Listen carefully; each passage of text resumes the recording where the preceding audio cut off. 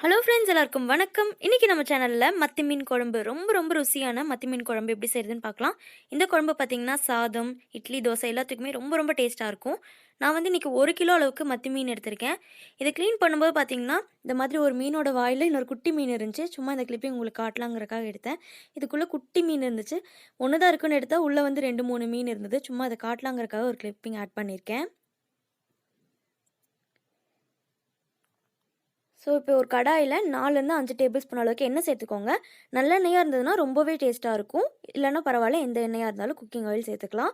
இது கூட ஒரு பெரிய சைஸ் தக்காளிக்கு 2 பெரிய வெங்காயம், பூண்டு வந்து ஆப்ஷனல் தான், 4-5 பல் எடுத்திருக்கேன். 1/4 டேபிள் ஸ்பூன் வெந்தயம், 1/4 டேபிள் ஸ்பூன் சோம்பு, இதெல்லாம் வந்துட்டு நம்ம போட்டு வதக்கி எடுத்துக்கலாம். ஃபஸ்ட் எண்ணெயில் எண்ணெய் நல்லா சூடானதுக்கப்புறமா நம்ம ஃபஸ்ட்டு எடுத்து வச்சுருக்கோம் இல்லையா, அந்த சோம்பும் வெந்தயமும் இது வந்து போடணும்.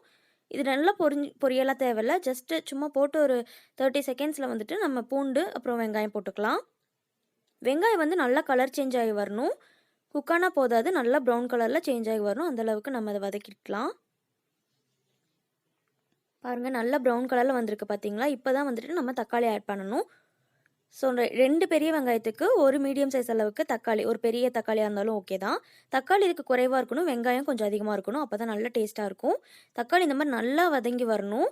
அந்த உருவமே இல்லாமல் நல்லா மசிஞ்சிடணும். இப்போ இது கூட 1.5 டேபிள் ஸ்பூன் அளவுக்கு சாம்பார் தூள், மீன் குழம்பு தூள் எதுவாக இருந்தாலும் நீங்கள் ஆட் பண்ணிக்கலாம். நான் வந்து வீட்டில் அரைச்சி வச்சுருந்தா சாம்பார் தூள் எடுத்திருக்கேன். இது கூட ஒரு பெரிய லெமன் அளவுக்கு புளி வந்து ஊற வச்சு கரைச்சி எடுத்திருக்கேன். அதையும் இது கூட ஆட் பண்ணிக்கிறேன். புளி தண்ணி சேர்த்ததுக்கப்புறமா நம்ம தேவையான அளவுக்கு தண்ணி, குழம்புக்கு வந்து எவ்வளோ தண்ணி தேவைப்படுதோ அந்தளவுக்கு நம்ம அதுக்கு சேர்த்துக்கலாம். தண்ணியாக தான் இருக்கும் இந்த குழம்பு, கொஞ்சம் தண்ணி சேர்த்து தான் வைக்கணும். அப்போ தான் அதோட ருசி நல்லாயிருக்கும். ரொம்ப கெட்டியாக வச்சிங்கனாலும் அவ்வளோ நல்லா இருக்காது. ஸோ தேவையான அளவுக்கு தண்ணி சேர்த்தாச்சு. இதுக்கு உப்பும் சேர்த்துக்கலாம். கூடவே பெருங்காயமும் இதுக்கு சேர்த்துக்கோங்க. சும்மா ஒரு 2 பிஞ்ச் அளவுக்கு பெருங்காயம் சேர்த்துட்டு நல்லா மிக்ஸ் பண்ணிக்கோங்க. குழம்பு இந்த மாதிரி நல்லா கொதிச்சு வருது பார்த்தீங்களா? இப்படி கொதி வந்ததுக்கப்புறம் தான் நம்ம வந்து க்ளீன் பண்ணி எடுத்து வச்சுருக்க மீனை போட்டுக்கணும்.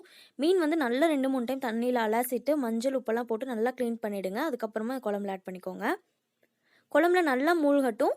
இது வந்து ரொம்ப நேரம் ஆகுது குக் பண்ணுறக்கு. 2 மினிட்ஸ் மூடி வச்சு குக் பண்ணிங்கனாலே நல்லா வெந்துடும். நல்லா ஊற டேஸ்ட் ரொம்ப நல்லாயிருக்கும். கண்டிப்பாக ட்ரை பண்ணி பாருங்கள். தேங்க்ஸ் ஃபார் வாட்சிங்.